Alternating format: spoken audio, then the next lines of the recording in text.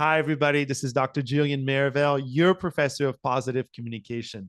In this video series, I share short stories designed to inspire you to communicate more positively at work and at home. Today, I'm going to share with you one study that I really love that has taught me a lot about how to engage with people by email. So this is a study conducted by a scholar named Val Vogel. And what the scholar did is they basically took two different organizations, one company in which people experienced a really negative culture. This was the kind of place where people feel dissatisfied. It's the kind of place where people don't want to go to work in the morning. It's also the kind of place where people are looking out for other jobs. So there's no satisfaction, there's no loyalty, and there were just a problematic culture all around. Then they took a company where people did get along, where people felt really valued and really respected, and they wanted to go to work in the morning. This is the kind of culture that maybe some of you have experienced where you just feel like I'm part of something bigger and greater than myself. So then what the scholars did is they took these two different companies and they began to look at email communication. They collected 500 emails in one company, 500 emails in the other company, and they began to look at the differences between these two.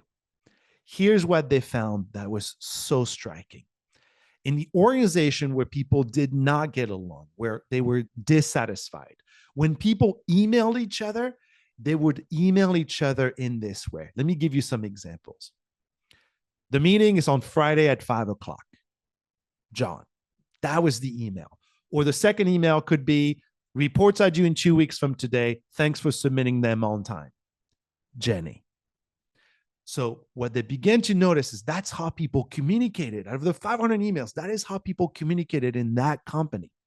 But when they looked at the company where people did get along, where people celebrated birthdays and felt connected to the people around them and gave a lot more of themselves to the culture in the company, they found that often the content of the emails were the same, but the way that people engaged about them was quite different.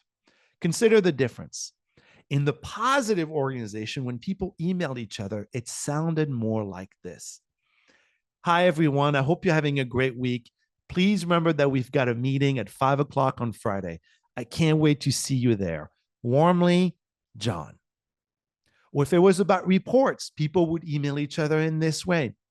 Hey, team, thanks for everything you do. Friendly reminder that we have reports due in 2 weeks from today. I look forward to seeing the hard work that you've put into them. Thank you for everything you do for this company. Warmly, Jenny. Notice that the content about the email is about the same, but the way people are engaging with one another is very different. In the positive organization, people are cueing to each other that they care about one another, that they value each other. There's a greeting at the opening, there's a warm ending at the end. And it's essentially communicating to people, we're not just objects, we're not just its, we are connected and I value you. As a communicator, you have to remember that communication is not just a mode of transmission. It creates the very reality that you experience. And just by moving from emailing, focusing strictly on content or actions or decisions, to enriching those emails with warm greetings, warm closings, and a little bit of attentiveness to people and the relationships that you have with them, is what makes the difference in creating a great culture instead. Thanks so much for listening. I look forward to connecting with you. Bye.